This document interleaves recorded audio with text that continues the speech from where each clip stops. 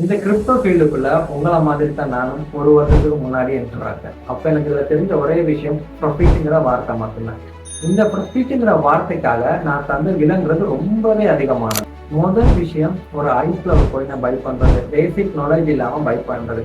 உங்களோட ஃப்ரெண்ட்ஸ் சொன்னதா இருக்கட்டும், ஏதாச்சும் ஒரு டெலிகிராம்ல, ட்விட்டர்ல, சோசியல் மீடியாவை பார்த்து ஒரு ட்ரெண்டிங் பாயிண்ட் அது நீங்க பை பண்றதா இருக்கட்டும். அப்படி பண்றதுனால நம்மளுக்கு போர்ட்போலியோ மைனஸ்ல தான் போகும். ரீசன்ட் ஏதாவது ஒரு கோயினை பத்தி ஒரு எக்ஸாம்பிளுக்கு லாஸ்ட் சான்ஸ் இந்த கோயின் 100x பம்ப் ஆக போகுது, பை பண்ணுங்க அப்படின்னு சொல்லுவாங்க.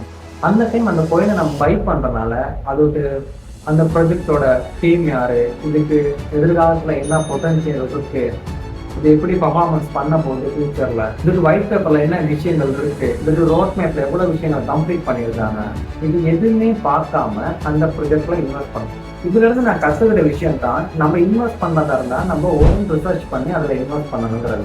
ரெண்டாவது விஷயம் பிளைண்ட் என்ட்ரி. நம்ம சார்ட்டை ஓப்பன் பண்ண பிறகு மார்க்கெட்டை டெக்னிக்கலா அனலைஸ் பண்ணிருக்க மாட்டோம், ஃபண்டமெண்டலா அனலைஸ் பண்ணிருக்க மாட்டோம். சார்ட்டை ஓப்பன் பண்ண பிறகு நம்ம மார்க்கெட்ல என்டர் ஆகாது.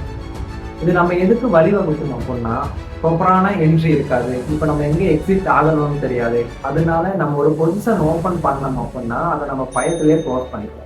இப்படி பண்றப்ப நம்மளோட போர்ட்போலியோ மைனஸ்ல தான் இருக்கும், எப்பயுமே க்ரோ ஆகாது. அடுத்து நான் பண்ணதுலேயே பெரிய தப்புன்னு சொல்ற விஷயம் இதான். சரியான ரிஸ்க் மேனேஜ்மெண்ட், மணி மேனேஜ்மெண்ட்டை ஃபாலோ பண்ணாங்க. என்கிட்ட இருக்க அவ்வளோ அமௌண்ட்டையும் ஒரு கோயின்ல இன்வெஸ்ட் பண்ணது. மார்க்கெட்ல நல்ல ப்ராஜெக்ட் நிறைய இருக்கு. அதனால ஒரு கோயின்ல இன்வெஸ்ட் பண்ணாம நிறைய ப்ராஜெக்டை நம்ம செப்பரேட்டா இன்வெஸ்ட் பண்றப்ப அது நமக்கு சேஃப்டியாகவும் இருக்கும், செக்யூராகவும் இருக்கும். அதுதான் ஒரு நல்ல மெத்தட். இது எல்லாத்த விட அதிகமா ப்ளே பண்ற ஒரு விஷயம் இருக்கு, இதுதான் எமோஷன்ஸ். நீங்க மார்க்கெட்ல என்டர் ஆகின பிறகு ஒரு கிரீன் கலர் கேண்டல் உருவாகுச்சுன்னா உங்களுக்கு ரொம்ப ஆசையா இருக்கும், மார்க்கெட் இன்னும் மேல போகுது அப்படின்ட்டு.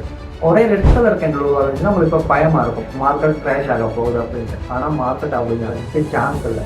நீங்க ஒரு பொசிஷன் ஓபன் பண்ண பின்னாடி அது கொஞ்சமா மைனஸ் ஆகுறப்ப ரெட் கலர்ல காட்டுறப்ப நீங்க பயந்து அதை செல் பண்ணிருக்கீங்க.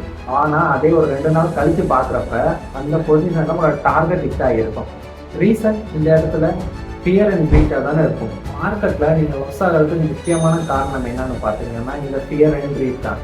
நான் இந்த மிஸ்டேக்கெல்லாம் எப்படி மாத்திக்கிட்டேன்னா, ப்ராப்பரா லேர்ன் பண்ணேன். நான் ஒவ்வொரு தடவையும் விட்ட மிஸ்டேக்கா அடுத்த தடவை விட மாட்டேன்னு அதை ஜேர்னல் பண்ண ஸ்டார்ட் பண்ணேன்.